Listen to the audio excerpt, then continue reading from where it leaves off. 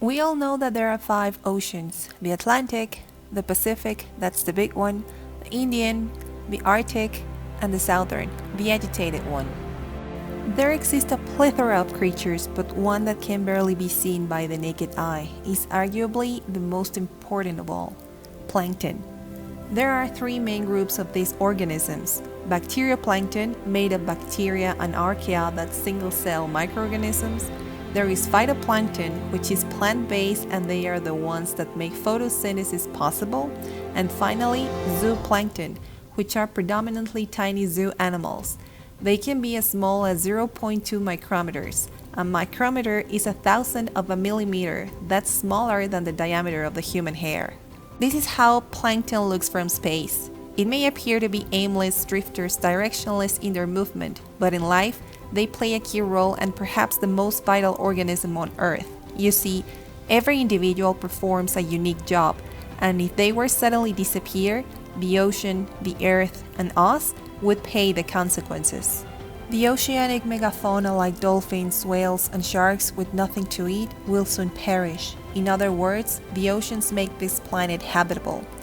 Plankton also account for around 20% of all photosynthesis on Earth and around 95% of the recycling of the organic matter. In this way, without plankton, the oceans would be a barren wasteland of watery nothingness, but it doesn't stop in the water.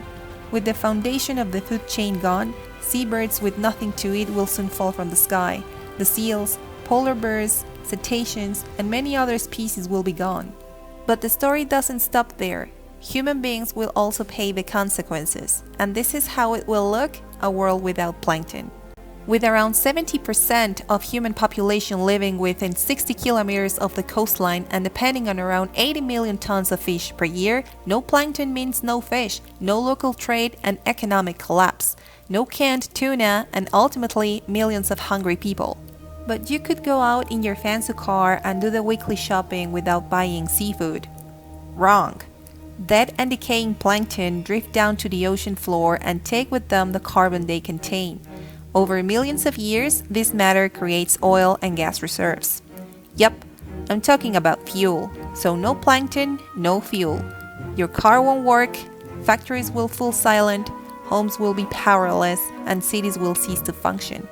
When we burn this fuel, we are giving back carbon into the atmosphere faster than plankton can digest, and this increases carbon dioxide levels, incremental CO2 levels leading to an increase in the temperature of the planet, including of course the ocean. As a result, corals bleach, the water is more acidic, and the list goes on.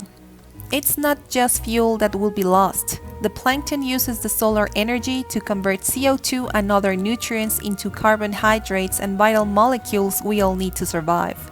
Now, take a deep breath. Really, inhale deeply. The 50% of the oxygen that just went into your lungs was produced by plankton. So if you think it's just marine creatures that would be affected if these guys die, think again. The absence of these tiny organisms would be a global catastrophe and most of us wouldn't survive. And that's why we should take care of the oceans and all the creatures living there.